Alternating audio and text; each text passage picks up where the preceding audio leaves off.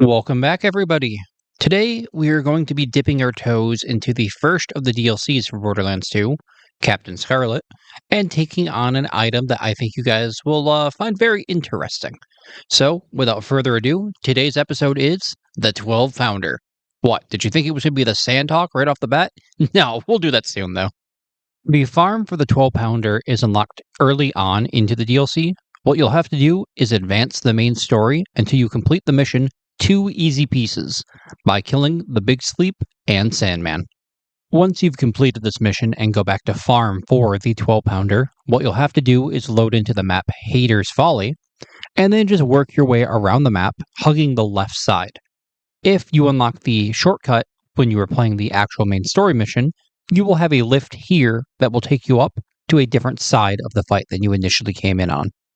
Do note that it is only the Big Sleep that has a chance to drop this weapon, and his drop rate is 1 in 3 or 33% for the item.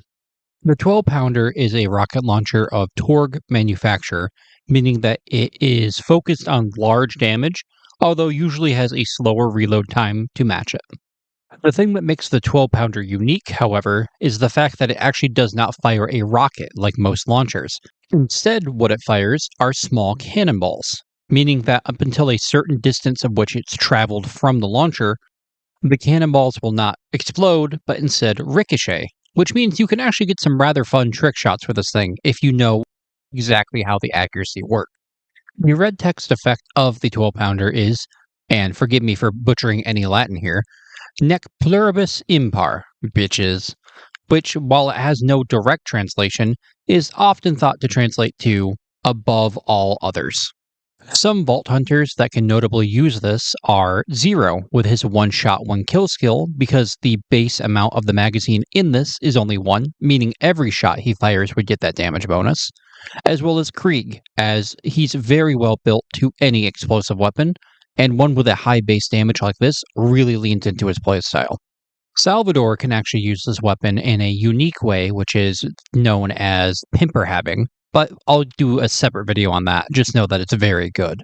And before we move on, I wanted to use this moment to bring attention to something a fan brought up to me.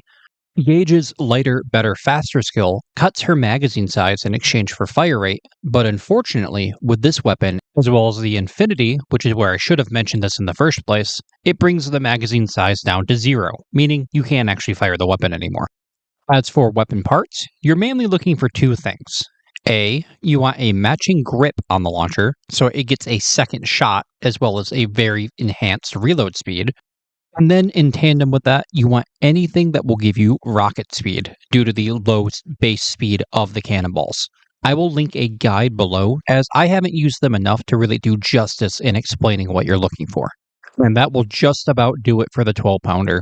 Don't worry, I won't leave you hanging for too long. It was a bit of a tease today, I know. Our next weapon is the unique Doll SMG, the Sandhawk. Alright everyone, thank you so much for stopping by as always. Leave a like if you enjoyed, comment down below if there's any specific uniques or legendaries you want me to cover coming up. And as always, I thank you so much for stopping by. This series has been a big part of my mental health growing so much lately. But until next time, take care of each other, be kind, and I will see you out in the Borderlands.